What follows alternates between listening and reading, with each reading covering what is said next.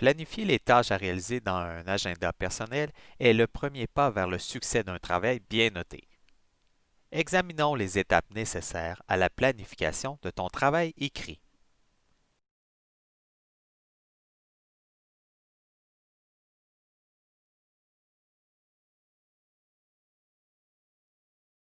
Il faut que tu débutes avec l'inventaire précis, détaillé et complet des tâches à réaliser en débutant par les tâches clés.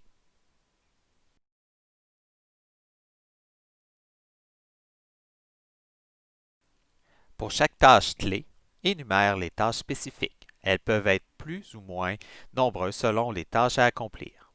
Dans notre exemple, 5 tâches spécifiques te permettent d'établir ton sujet et de formuler un plan de concept.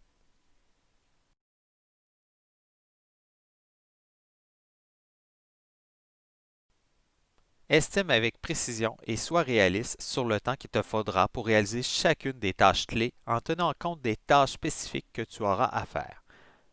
Dans notre exemple, il faut environ 30 heures pour réaliser un travail long d'environ 10 à 15 pages. Fais l'inventaire précis et complet de tes périodes disponibles pour rédiger ton travail. La méthode de surlignage facilite le travail d'inventaire.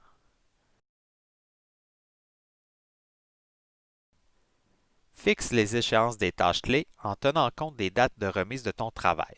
N'oublie pas de vérifier si tu as assez de plages horaires disponibles pour y arriver.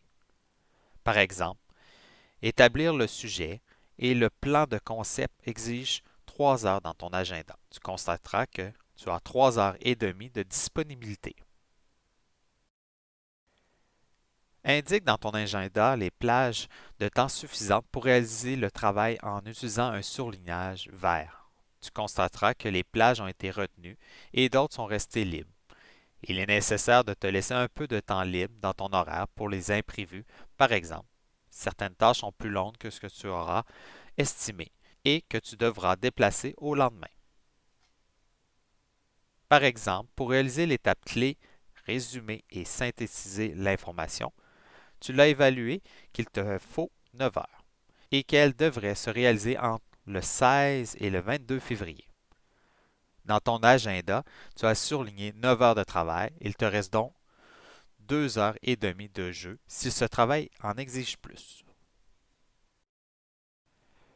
Une fois tes tâches clés identifiées dans ton calendrier, visualise ton échéancier pour les examiner à un coup d'œil.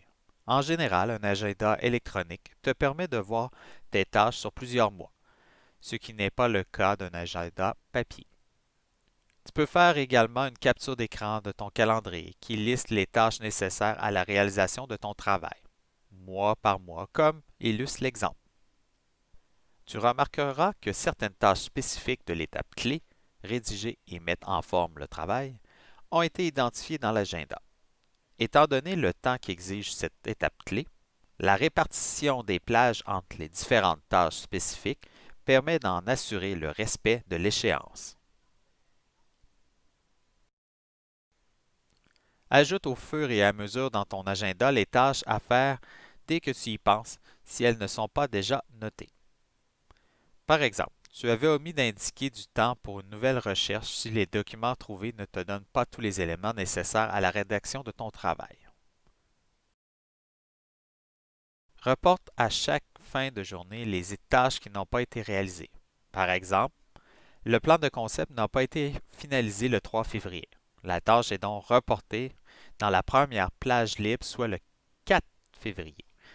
De même, la recherche documentaire de la tâche clé Chercher de l'information du 10 février demande un peu plus de temps. Elle est reportée au 11 février. Prends le temps au début et à la fin de chaque semaine pour faire le point et de planifier les activités de la prochaine semaine. Par exemple, dans la première semaine, le temps consacré pour la recherche de l'information et de l'analyse n'est pas suffisant. Il faut donc reporter à la semaine suivante ces tâches. Plusieurs plages libres ont été remplacées par des tâches qui ne sont pas terminées, présentées en bleu dans le calendrier. Ajuste s'il y a lieu l'exécution du plan de travail dans son ensemble dès qu'il y a un dépassement dans les tâches à réaliser.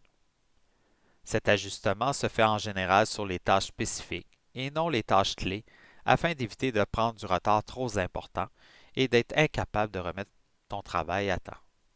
Par exemple, la tâche spécifique de rédiger des fiches documentaires exige un peu plus de temps. La tâche est reportée au 24 février dans une plage libre. De plus, les informations collectées n'étaient pas suffisantes. D'autres recherches ont été ajoutées à son agenda. Si ce n'est pas possible d'éviter un retard dans une étape clé, il faut se rappeler que seule la remise du travail ne peut être reportée. En terminant, il faut toujours prévoir au moins une ou deux journées entre la fin de son travail et de sa remise. Ce temps te permettra d'y absorber les tâches de dernière minute afin d'être satisfait du travail remis à temps.